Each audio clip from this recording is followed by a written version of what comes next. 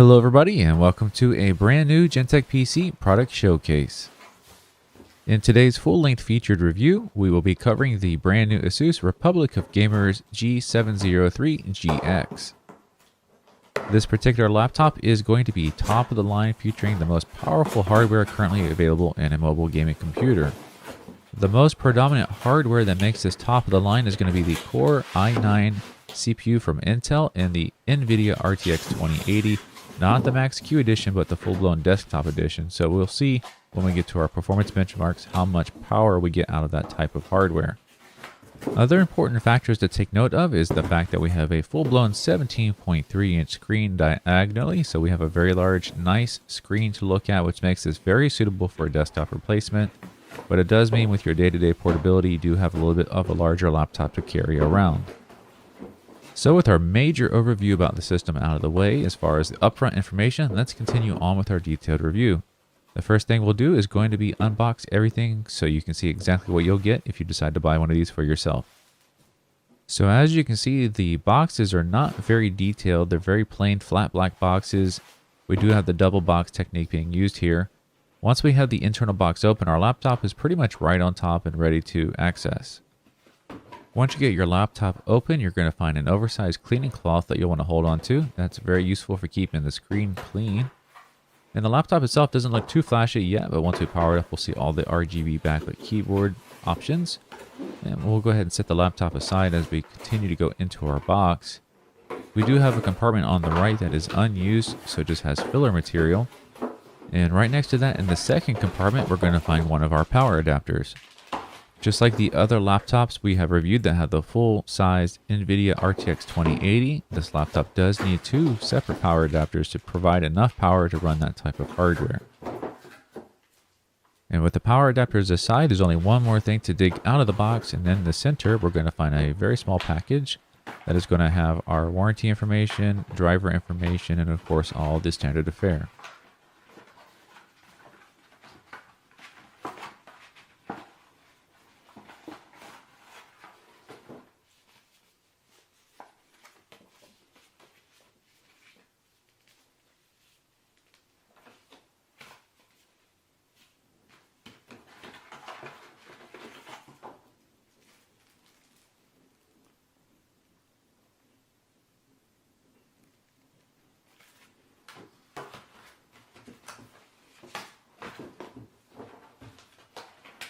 Now with everything out of the box, let's circle back around to take a look at those power adapters.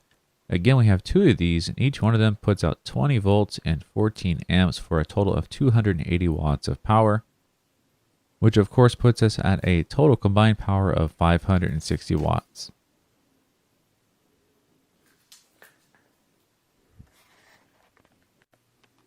So if this is a laptop that you plan on carrying around with you every day, you're going to of course want to know how much it weighs. And it's at 10.1 pounds or 4.6 kilograms.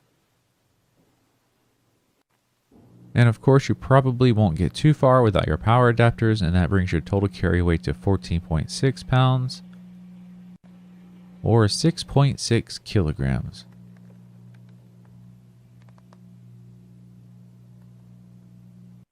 So the next factor that's very important for the portability is going to be the size. So we do have some quarters here for our actual scale and a ruler for our measurements. We're close to about 2 inches of height on the back side and a little bit less than that on the front side, closer to 1 3/4 inches. Overall, the size and weight of this laptop might not be too appealing if you have to carry it around a lot every day, but it's still much smaller and lighter than an equivalent desktop. Now let's talk a little bit about the dual power adapters for this laptop. Some of the other manufacturers require you to take the two power supplies and merge them together with a third piece of equipment. But ASUS has given you the ability to plug both of these directly into the laptop, so that makes it a little bit easier to manage and one less thing to carry around.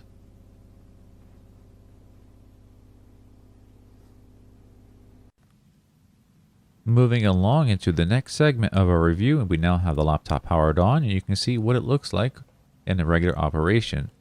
So the 17.3-inch diagonal measurement means we have plenty of space here for the keyboard, the touchpad, and to rest your hands. We do have the really nice screen. This is a 144 Hz refresh rate screen with a 3 millisecond response time, so it's definitely targeted for competitive gamers. Each and every one of the backlit keys has its own dedicated LED, so you get lots of color customization options. There's tons of presets in there, and of course you can use the software and go and program your own as well.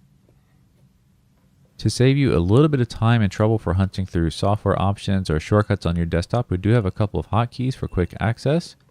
And of course we have a whole suite of software that's responsible for both giving you information about your system and giving you really cool ways to configure it.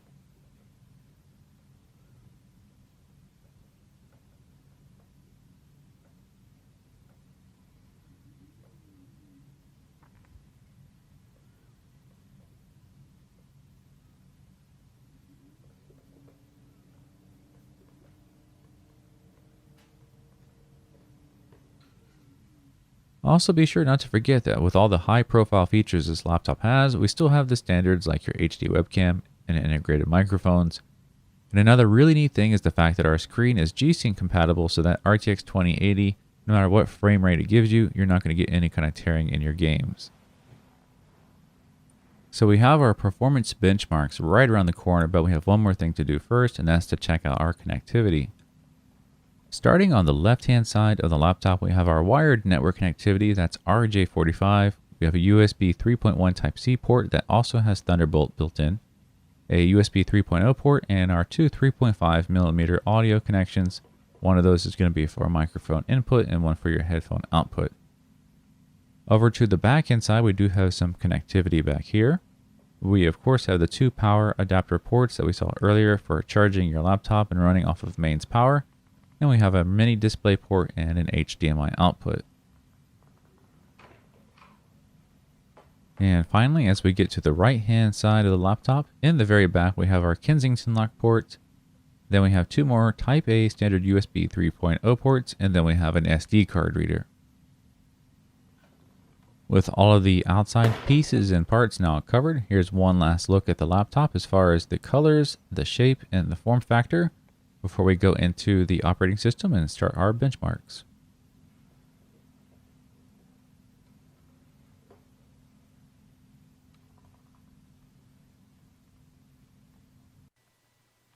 So you undoubtedly already know about the high-end hardware in the laptop, but of course here you can go and see it for yourself in the device manager.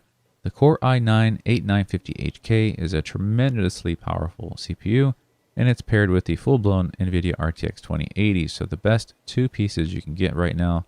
The screen is 1920 by 1080p with a 144 Hz refresh rate and 3 millisecond response time, definitely targeted for gamers. So as we're about to move into the benchmark section of the review, we need to get our baselines before we start testing. Currently with a non-loaded state, we're about 65 degrees Celsius on our CPU, and much cooler, only 39 degrees Celsius on the video card.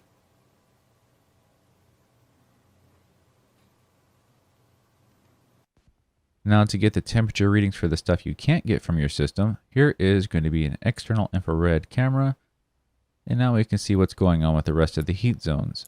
What we're looking for here is going to be a nice cool to the touch area for where the hands are going to be. It looks like with all that extra real estate afforded by the larger laptop size, that it's nice and cool where your hands would rest. Near the intake and exhaust vents, we're going to see some higher readings. You can actually see where the table itself is even getting heated up a little bit. Don't think that it's a bad thing when you see a lot of heat coming out of the laptop or high readings, because that means the laptop is getting rid of the heat, and that's a good thing. As far as how to best evaluate these temperatures, the best thing to do is to take a look at some of the other reviews with systems that are similar to this one and compare them between each other, and then you'll know which one is doing better or worse.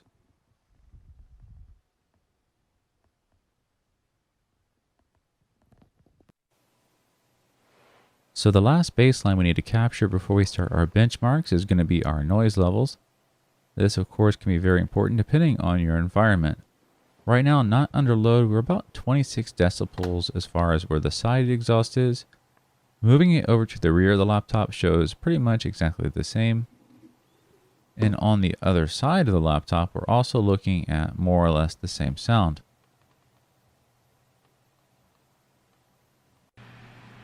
With our benchmarks now underway, it's time to go back and check some of our baselines and see how they've changed.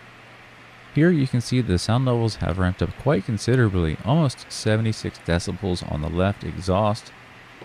As we go to the back to retest, it's actually a little bit quieter on the back, and that might be due to the shape and size of the exhaust vents forcing the air a little bit faster out the side. And over on the other side of the laptop, the readings look like they're a little bit quieter over here, and that could be how the fans independently spin up depending on which side of the laptop is being cooled, with the CPU or the GPU.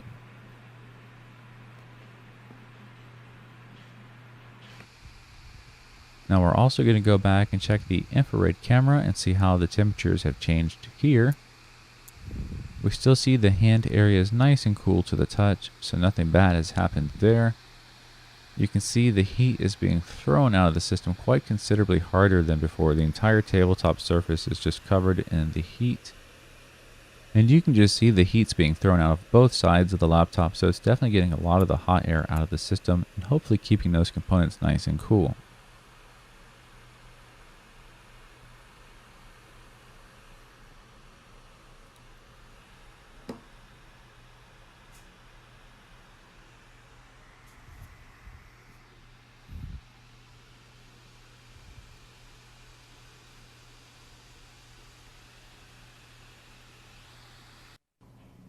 Now for that great moment of truth while we check in and see what kind of scores we got.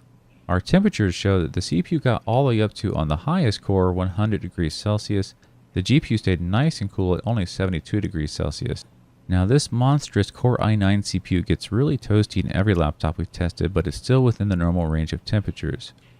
Now as far as our performance scores, 21,670 on Firestrike is an amazing score, and definitely something to be compared to even full-blown desktop systems. Now we're not quite done yet, we have a couple more benchmarks to run, so here's Cinebench R15.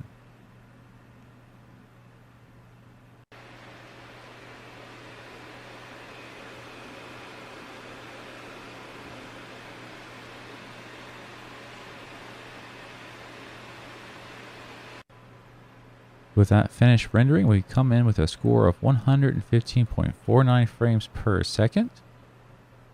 And we have a 1,546 Cinebench score.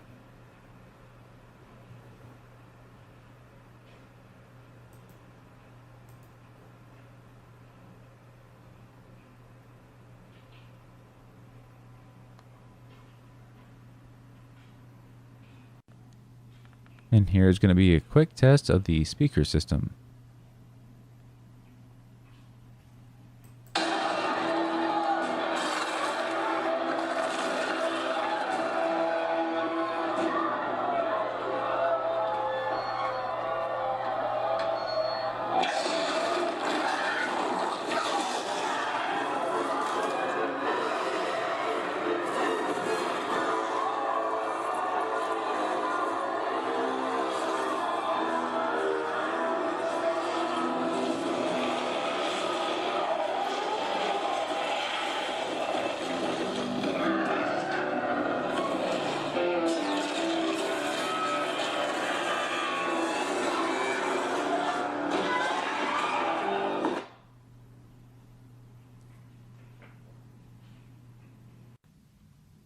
Now it's time for us to move into the last segment of our review today, and that's going to be our system disassembly.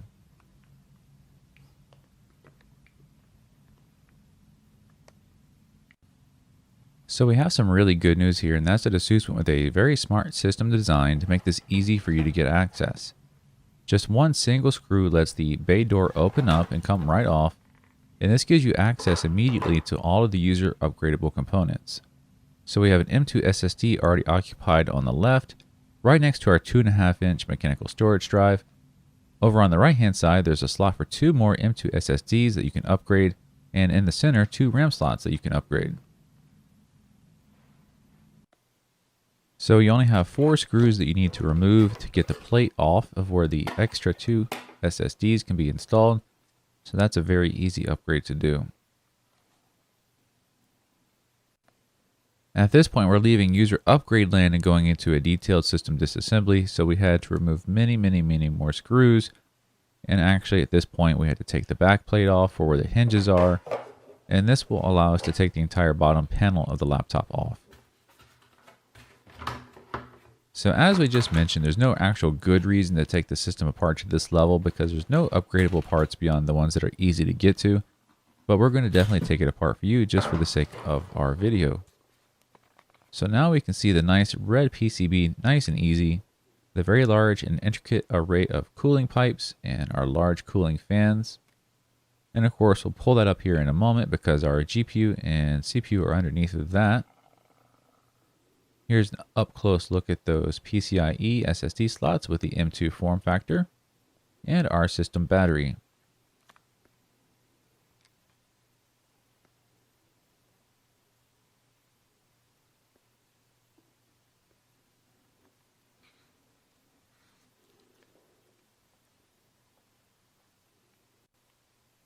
So the next major part of disassembly was removing all the screws necessary to get the cooling solution up.